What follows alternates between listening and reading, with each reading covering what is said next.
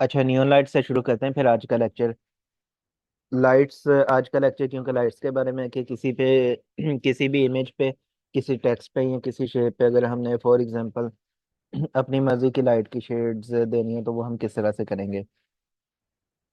Shape से start करता हूँ, ठीक है। जैसे फॉर एग्जांपल नियॉन लाइट्स क्योंकि मैंने बनानी है आज के लेक्चर में, तो ये एक मैंने शेप जो है, ठीक है, वो सिलेक्ट की है।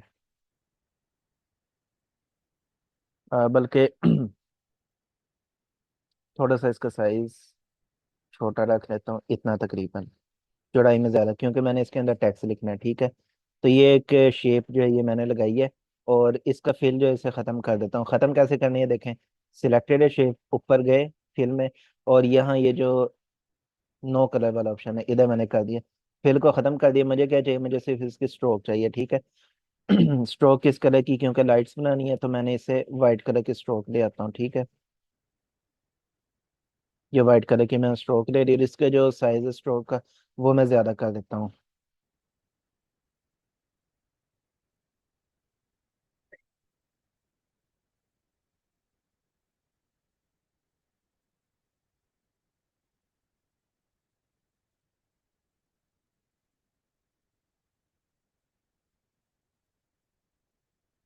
तकरीबन इतना ही नफा, ठीक है। 77 पिक्सल्स।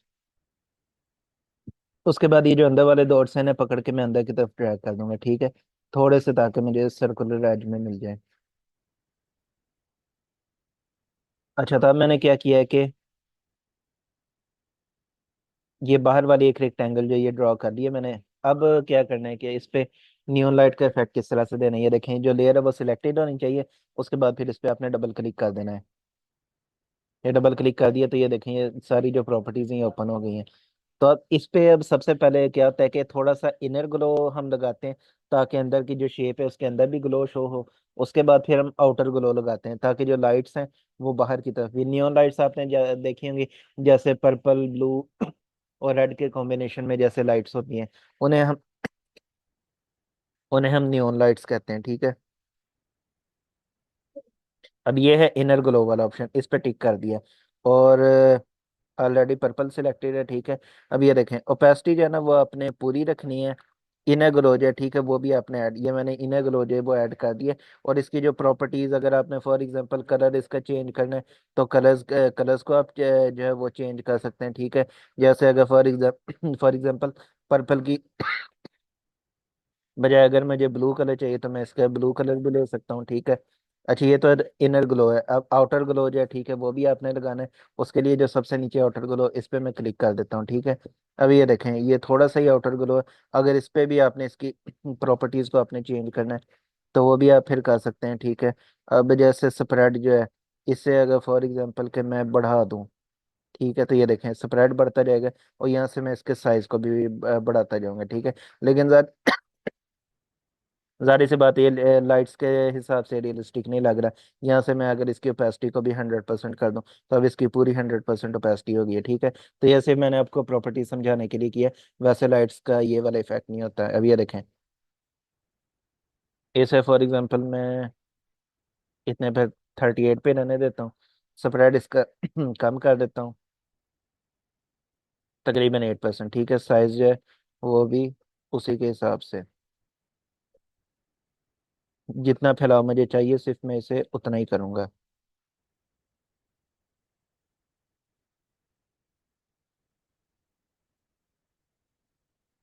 ठीक है, स्प्रेड मैंने 6 पे कर दिया, और जो इसका साइज है वो मैंने 147 पे कर दिया है।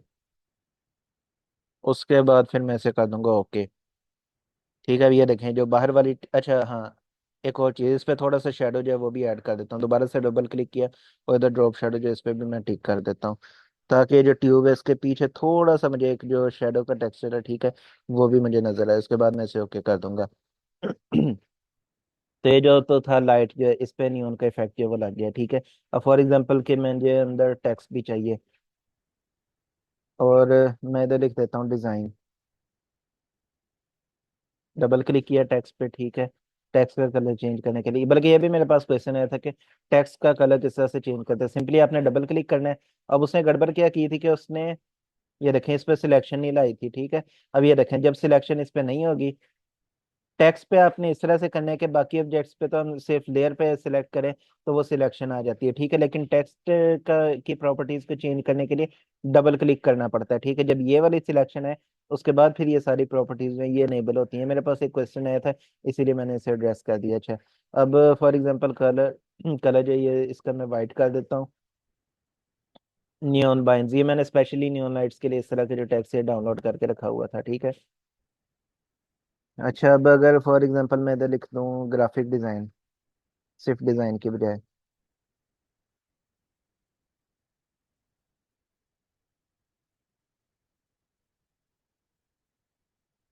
अच्छा, अब इसका जो साइज है ये मैं बड़ा कर देता हूँ 400 पे।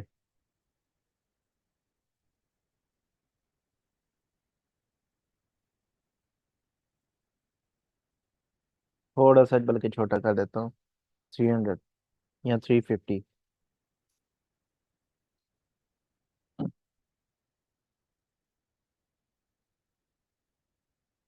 ठीक है, ये जो टेक्स्ट है इसे मैंने एडजस्ट कर दिया। अब इस पे भी मैंने नियॉन लाइटिंग जो है वो लगानी है, तो इस पे क्या करूंगा, इस पे लेयर पे डबल क्लिक करूंगा, ठीक है। तो सेम इस पे भी मैंने क्या करना है, इनर ग्लो जो है उसे भी ऐड करना है। ये थोड़ा सा इधर कर लेता हूँ ताकि जो भी चेंजिंग कर रहा हूँ वो मुझे नजर आए। उसके बाद फिर आउटर ग्लो जो ये भी ऐड कर देता हूँ। ये वही वाली प्रॉपर्टीज जो मैंने इस पे सेट की हुई थी, तो ये बाय डिफॉल्ट वही वाली प्रॉपर्टीज हैं वो इस पे अब लगी हुई हैं, ठीक है। बाद में अगर आपने चेंज करना है जैसे लाइटनिंग, शेडो का जो साइज है आउटर ग्लो के उसे कम या ज्यादा करना है तो वो आप फिर बाद में भी इसे यहाँ से एडजस्ट कर सकते हैं, ठीक है। और ड्रॉप शेडो जो है वो भी साथ लगा देता हूँ।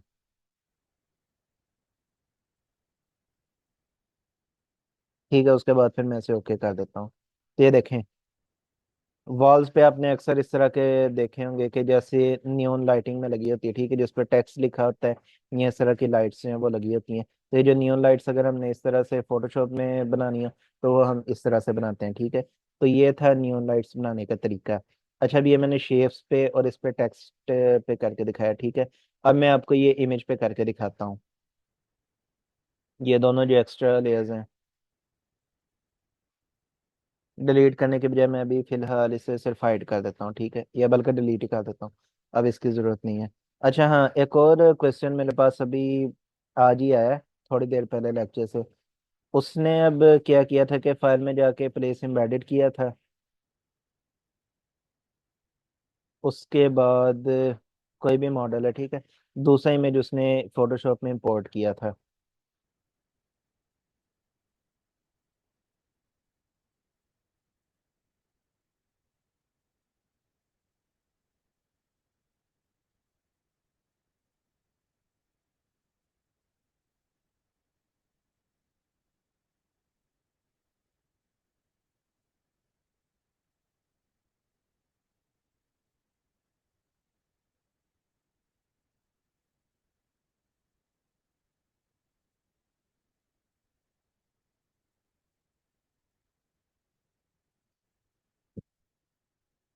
अच्छा, अब उसके बाद फिर उसने क्या किया था मिस्टेक के, इसे अगर हम डायरेक्टली एडिटेबल करना चाहेंगे ना तो ये भी एडिटेबल नहीं होगी, ठीक है।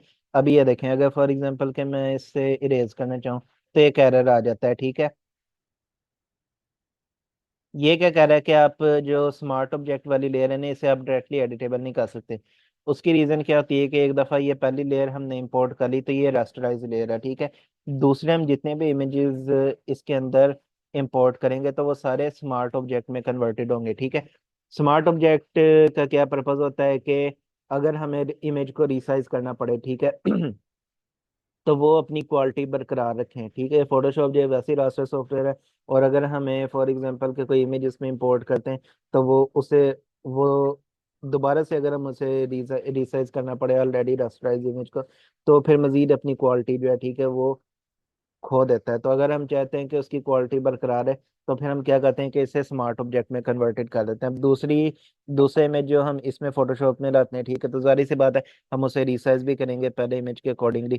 तो वो फिर फोटोशॉप क्या करता है कि इससे पहले खुद ही स्मार्ट ऑब्जेक्ट में कन्वर्ट कर लेते हैं। तो इसे हमें क्या करना पड़ता है कि राइट क्लिक कर, ये जो लेयर है ठीक है, इस पर राइट क्लिक करेंगे, राइट क्लिक करके यहाँ रेस्टराइज लेयर कर देंगे। ठीक है, तो इससे क्या होगा कि ये जो पिक्चर है ये रेस्टराइज हो जाएगी। अदरवाइज अगर यहाँ से ना भी करें डायरेक्टली, अगर हम ये जो इरेजर टूल है ठीक है, इससे अगर हम यहाँ पे क्लिक कर दें और कैंसिल के बजाय अगर हम इसे, ये देखें ये पूछ रहा है कि रेस्टराइज द स्मार्ट ऑब्जेक्ट, कि ये स्मार्ट ऑब्जेक्ट को जो डायरेक्टली हम एडिट नहीं कर सकते, अगर हमने इसे एडिट करना है तो फिर हमें इसे रेस्टराइज करना पड़ेगा। तो रेस्टराइज द स्मार्ट ऑब्जेक्ट इसने पूछा हुआ है, तो मैं इसे सिंपली ओके कर दूंगा। ठीक है, अब ये देखें, जब मैं इसे ओके किया तो अब ये देखें, अब मैं इसमें जो चेंजिंग है वो मैं इसे इसमें कर सकता हूँ। ठीक है, अच्छा अब मैं क्या करने लगा हूँ कि इसका बैकग्राउंड रिमूव करने लगा हूँ। तो एक क्विक सिलेक्शन टूल लिया, उसके बाद सिलेक्ट सब्जेक्ट,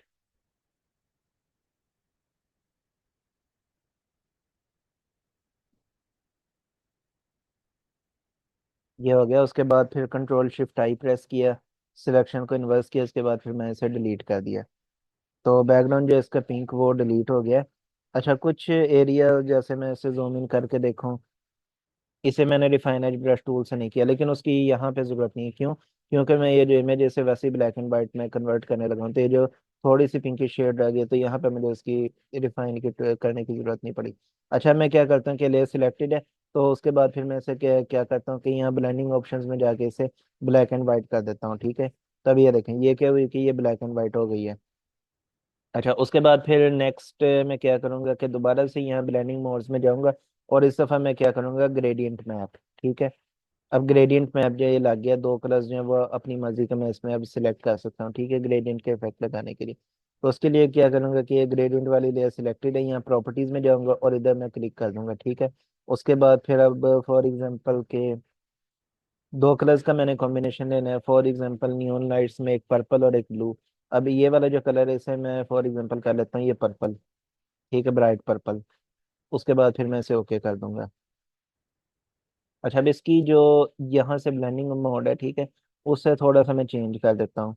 जैसे अगर फॉर एग्जांपल मुझे ये वाली शेड पसंद नहीं आ रही, तो थोड़ा सा मैंने इसका जो ब्लेंडिंग मोड है वो उसे चेंज करना है। जैसे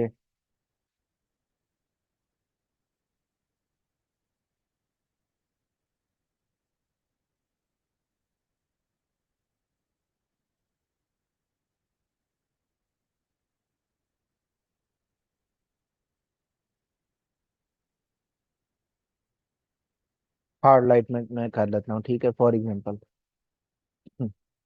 अच्छा उसके बाद फिर मैं क्या करूँगा कि ये जो स्मार्ट ऑब्जेक्ट है, ठीक सॉरी लेयर का, तो ये जो मास्क का थंबनेल है ठीक है, लेयर के मास्क के थंबनेल पे सिलेक्शन आऊंगा। उसके बाद ये जो ब्रश टूल है, इधर से मैं क्या करूंगा कि ये वाला एरिया जो है हाफ पोर्शन ठीक है, ये मैं इरेज कर दूंगा। क्यों? क्योंकि मैं ये इस तरह का कुछ इफेक्ट लगाना चाह रहा हूँ कि यहाँ से ब्लू लाइट पड़ रही हो और यहाँ से इस पे नीली लाइट पड़ रही हो। ठीक है, ये वाली लाइट ब्लू और ये वाली लाइट नीली। अच्छा अब उसके लिए मैं क्या करूंगा कि ब्रश का साइज काफी बड़ा कर लूंगा। अच्छा अब ये क्योंकि लाइट इफेक्ट है, तो आपने हार्डनेस जो है ना इसे 100 नहीं रखना। 100 पे जब ये शार्प कटिंग आएगी, यानी कि शार्प डिवाइडर आपको फील होगा कि यहाँ से शार्प ब्लू और यहाँ से ये शार्प पर्पल, तो ये फिर क्या होगा कि रियलिस्टिक इफेक्ट नहीं लगेगा। तो लाइट है तो आपने बिल्कुल इसकी जो हार्डनेस है उसे 0 पे ले जाना है। ठीक है, साइज मजीद मैं बड़ा कर लेता हूँ। अच्छा अब ये जैसे मैंने बताया था कि colour combination black colour hide करता है, व्हाइट कलर क्या करता है रिवील करता है। ठीक है, सिलेक्शन इसी पे होनी चाहिए लेयर का जो थंबनेल है, लेयर की बजाय।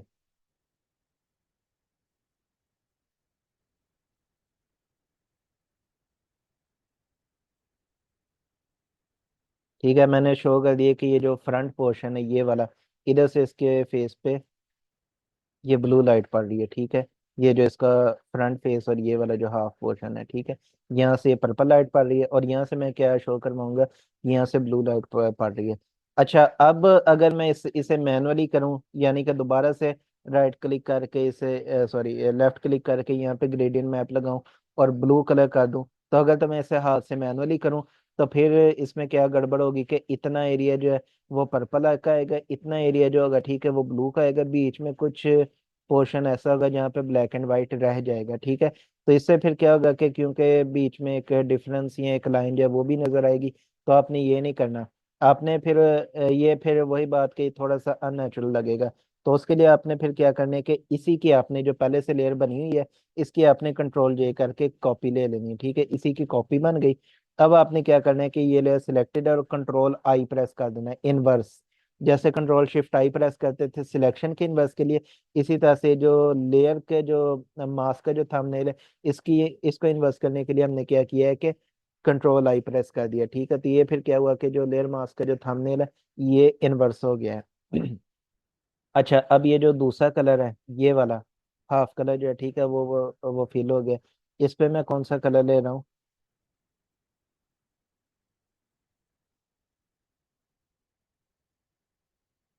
यहाँ पे क्लिक किया। अच्छा, अगर फॉर ये भी एक कुछ स्टूडेंट्स को प्रॉब्लम आती है, आ सकती है, अभी तक तो ये मैंने असाइनमेंट नहीं दी। अगर फॉर एग्जांपल सिलेक्शन यहाँ पे है लेयर के मास्क के थंबनेल पे, अब ये जो प्रॉपर्टीज वाला पैनल है, तो उसके अंदर से शो नहीं होगा कि किधर है इसकी प्रॉपर्टीज। इसकी क्या रीजन है कि जो सिलेक्शन है वो इस पे है, मास्क के थंबनेल पे। वापस आपने जो लेयर का थंबनेल है, इस पे सिलेक्शन आनी है, फिर आपके ग्रेडियंट की प्रॉपर्टीज नजर आएंगी, ठीक है। अब फॉर एग्जांपल दूसरा कलर मैं या ब्लू कर देता हूँ, रेड कर देता हूँ, या अपनी मर्जी का कोई भी कर देता हूँ। जैसे अगर फॉर एग्जांपल मैं इसे कर दूं ब्लू, ठीक है, तो मैंने इसे कर दिया ब्लू। उसके बाद फिर मैं इसे ओके कर देता हूँ। अच्छा, अब इनकी जो इंटेंसिटी उसे भी मैं अपनी मर्जी से कंट्रोल कर सकता हूँ, ठीक है। जैसे अगर मुझे फील हो रहा है कि काफ़ी ज़्यादा लाइट या डार्कनेस की तरफ चला गया है, ठीक है, यानी ज़्यादा ब्लूइश कलर ही हो गया और ज़्यादा इधर वही कलर हो गया, लेकिन जो ओरिजिनल टोन है वो गायब हो गई, तो उसे भी मैं अपनी मर्जी से कंट्रोल कर सकता हूँ। ये देखें, ऊपर वाली जो ब्लू वाली लेयर है उसे सिलेक्ट किया और यहाँ से इसकी ओपेसिटी डाउन कर दी, ठीक है। बस जितना मुझे कलर चाहिए था, लाइट की इंटेंसिटी, बस इतना ही। तकरीबन मुझे ये 59% पे ठीक लग रहा है, ठीक है। उसके बाद इसे, और यहाँ से भी मैंने पर्पल जो है इसका भी मैंने कम कर दिया, ठीक है। तकरीबन 57% पे, ठीक है। तो ये तरीका होता है किसी पे भी कोई टेक्सचर देने का, ठीक है, अपनी मर्जी के लाइट्स का टेक्सचर देने का। ये था नियॉन लाइट्स के बारे में। अच्छा, अगर मैं चाहता हूँ कि फॉर एग्जांपल इन्हें कंट्रोल जी से ग्रुप कर देता हूँ और इसे अभी के लिए हाइड कर देता हूँ,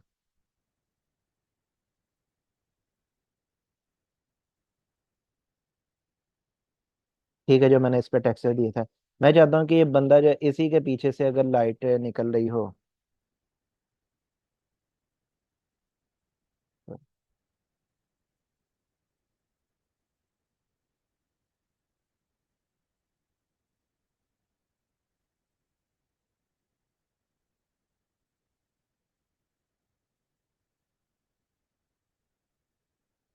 ये रखें।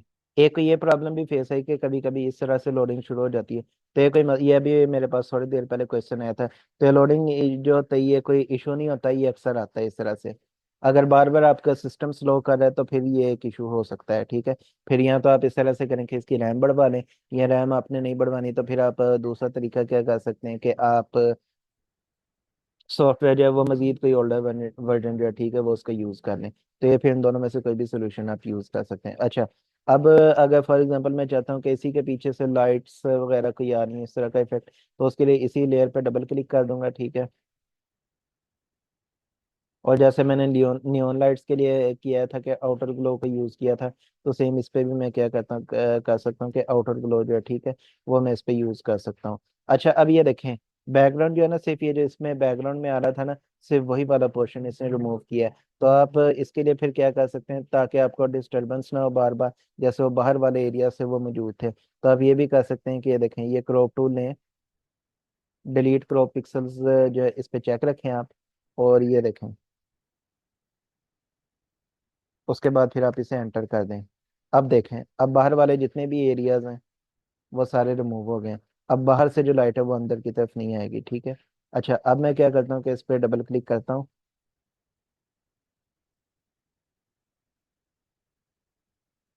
आउटर ग्लो पे क्लिक करता हूँ, ठीक है, और अपनी मर्जी जैसे मैंने पहले किया था, ठीक है, तो सेम वही काम मैं अब भी कर सकता हूँ, ठीक है।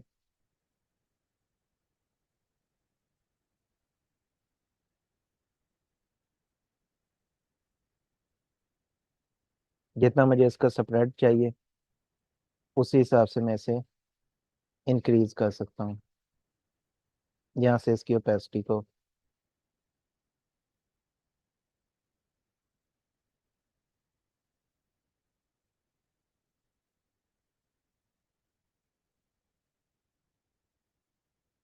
ठीक है, जैसे होता है कि इसके इर्द गिर्द कोई लाइट वगैरह या लाइट्स वगैरह जैसे निकलनी, ठीक है, तो वो हम इसी तरह से इमेजेस के साथ भी कर सकते हैं।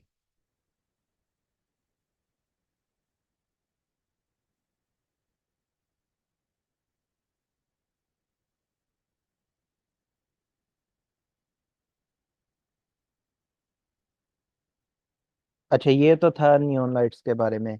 अब नेक्स्ट एक्सपोजर इफेक्ट के बारे में थोड़ा सा मैं बता देता हूँ।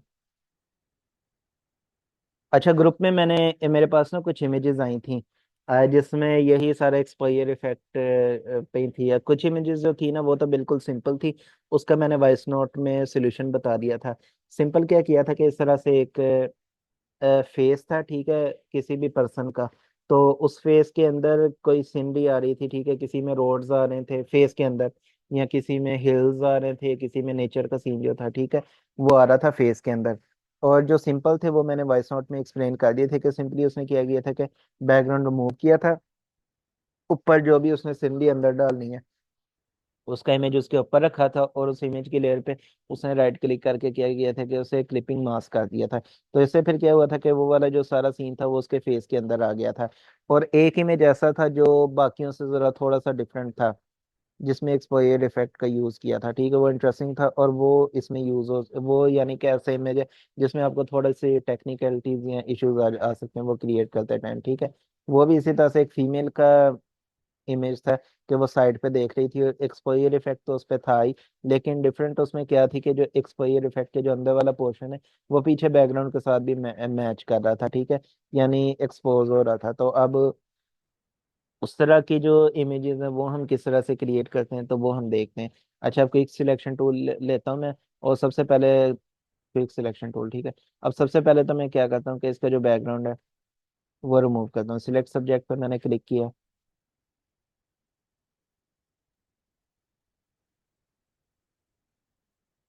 ठीक है, इसके कुछ थोड़े ज़्यादा नहीं लेकिन थोड़े थोड़े से कर लिए हैं मैं। तो जहाँ पे मुझे रिफाइन करने की ज़रूरत पड़े तो उसे मैं थोड़ा सा रिफाइन भी कर लेता हूँ। सिलेक्ट सब्जेक्ट पे क्लिक किया तो ये देखें, हाँ, ये वाला पोर्शन इसे मैंने रिफाइन कर लिया। और उसके बाद ये जो ऊपर वाला पोर्शन है इसे भी मैंने रिफाइन कर लिया। फिर मैं इसे ओके कर देता हूँ। उसके बाद कंट्रोल शिफ्ट आई प्रेस करके सिलेक्शन को इन्वर्स करता हूँ।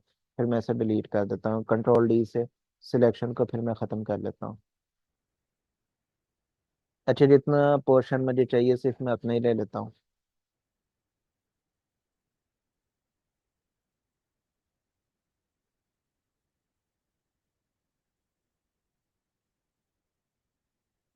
ठीक है, अब ये वाला जो पोर्शन है इसके अंदर मैंने किसी स्पेसिफिक सीन को लाना है, जैसे नेचर का सीन हो, कोई भी सीन।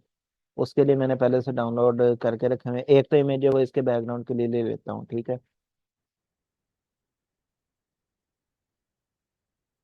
बैकग्राउंड पे मैं थोड़ा सा स्काई वाला जो पोर्शन है इसको मैं शो करूंगा।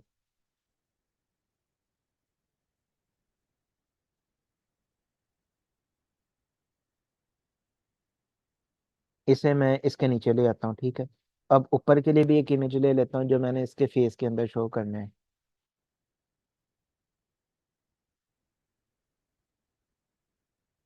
ये भी,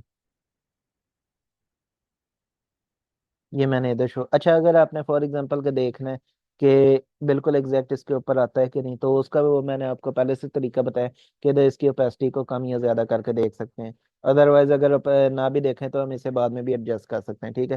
फिलहाल मैं इसे एंटर कर देता हूँ। एंटर प्रेस किया। अच्छा, अब ये देखें, ये भी अभी स्मार्ट ऑब्जेक्ट है। इसको आपने क्या करना है कि राइट क्लिक करके रेस्टराइज कर सकते हैं, ठीक है। अब मैं इसे डायरेक्टली एडिट भी कर सकता हूँ एक बार, लेकिन ये वाला जो काम है ना रेस्टराइज करने वाला, ये आपने इमेज को प्लेस करने के बाद करना है। अगर आपने इमेज को प्लेस करने के बाद उसे रीसाइज करने के बाद आपने इसे रेस्टराइज करना है, ठीक है। अगर बाद में आपने इसे रीसाइज की, यानी पहले छोटा करके फिर बड़ा किया, तो उसके बाद इसकी जो क्वालिटी है वो फिर लूज हो सकती है, क्योंकि ये इलुस्ट्रेटर नहीं है, ये फोटोशॉप है। तो फोटोशॉप में आपने इस तरह की बातों का ख्याल करना है। अच्छा, अब मैं क्या करता हूँ कि ये नीचे वाली लेयर सिलेक्ट करता हूँ, और इस पर राइट क्लिक करके मैं क्या करता हूँ, सिलेक्ट पिक्सल्स।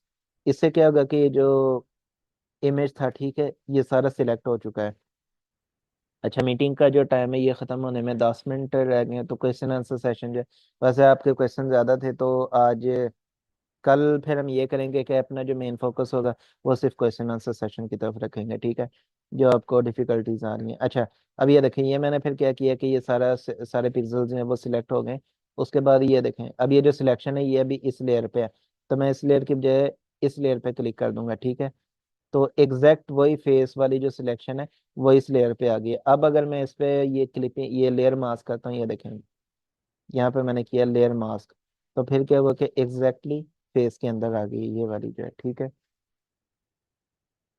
अच्छा, मैं क्या करता हूँ कि इसे कंट्रोल जे प्रेस करता हूँ, इसकी कॉपी लेता हूँ और इसे मैं इसके ऊपर ले आता हूँ, ठीक है। उसके बाद फिर मैं क्या करता हूँ कि ब्लेंडिंग ऑप्शन में से कोई सिलेक्ट करता हूँ,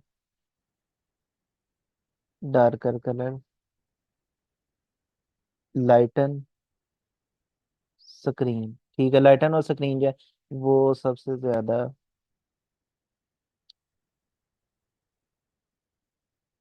स्क्रीन थोड़ा सा ज्यादा हो गया, मैं इसे लाइटन ही कर लेता हूँ, ठीक है।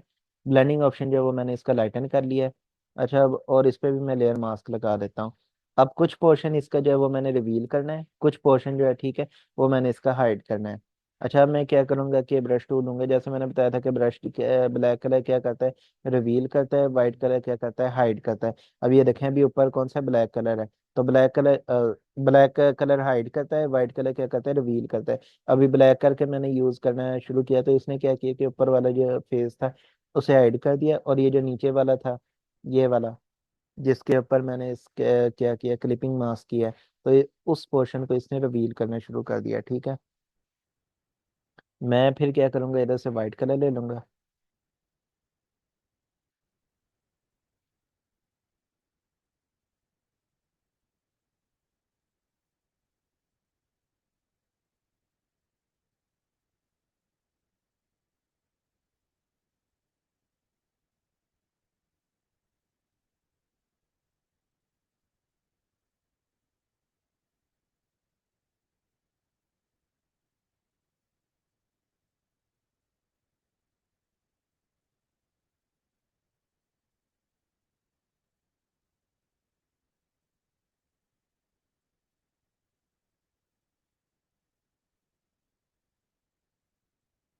ठीक है, जिधर जिधर मुझे एडजस्टमेंट की जरूरत पड़ी, यानी कुछ एरियाज,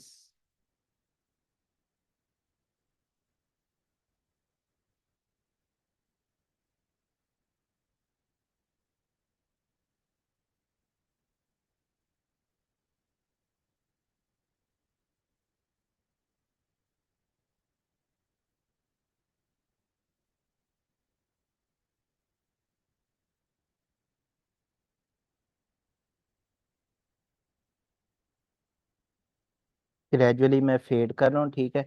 और कुछ एरियाज जो हैं जिनको मुझे रिवील करने की जरूरत पड़ी, तो उसे मैं वाइट कलर से रिवील कर रहा हूँ।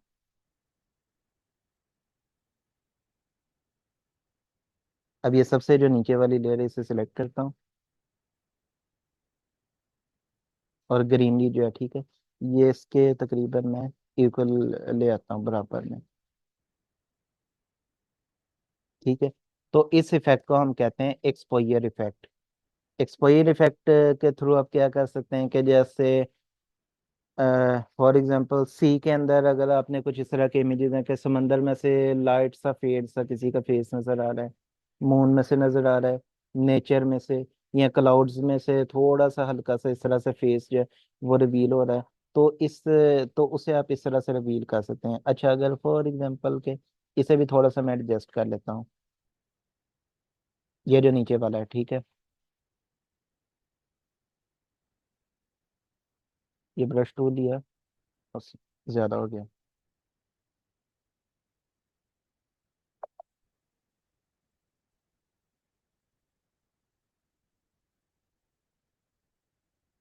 मैं बल्कि क्या करता हूँ कि फेस पूरा ही इसे कर देता हूँ, ठीक है,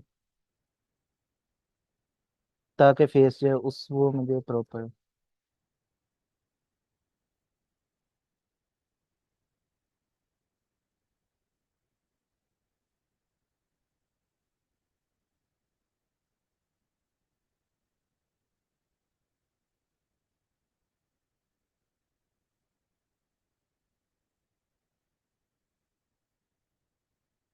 दोबारा से ऊपर वाले फेस की मैंने सिलेक्शन, हाँ, साइज बड़ा कर देता हूँ, ठीक है, और यहाँ पे क्लिक करता हूँ ताकि एकदम जैसे पहले हुआ था वो, ये देखें ग्रेजुअली फेड हो रहा है, ठीक है, ताकि इस टाइप की फीलिंग है, ठीक है। तो इस तरह से आप इसे एडजस्ट कर सकते हैं, ठीक है। जहाँ पे आपको किसी जगह पे फील हो कि नहीं यहाँ से फेस ज्यादा रिवील करना है, या फिर आपको इन केस के किसी जगह पे फील हो कि नहीं यहाँ से जो सीनरी है उसको आपने ज्यादा रिवील करना है। अच्छा, अब जैसे मैंने कहा था कि इसे बाद में भी आप एडजस्ट कर सकते हैं, तो इस पे दोबारा इस लेयर के सिलेक्शन, लेयर के थंबनेल पे सिलेक्शन लाया मैं और कंट्रोल टी प्रेस किया, तो ये देखें बाद में भी मैं इसे फिर एडजस्ट कर सकता हूँ साइज को बड़ा करके। नहीं, बल्कि अब सारी लेयर्स को दोबारा से सिलेक्ट करना पड़ेगा, तो इसके मैंने फिर इसी तरह से रहने देता हूँ जो बन चुका है, ठीक है। तो इस इफेक्ट को हम कहते हैं अच्छा, बल्कि इस तरह से करता हूँ कि जो ऊपर वाले बाल हैं, क्योंकि यहाँ पे जो स्काई है ये ज्यादा लाइट लग रहा है, तो इधर से भी मैं थोड़ा सा ग्रेजुअली फेड कर देता हूँ।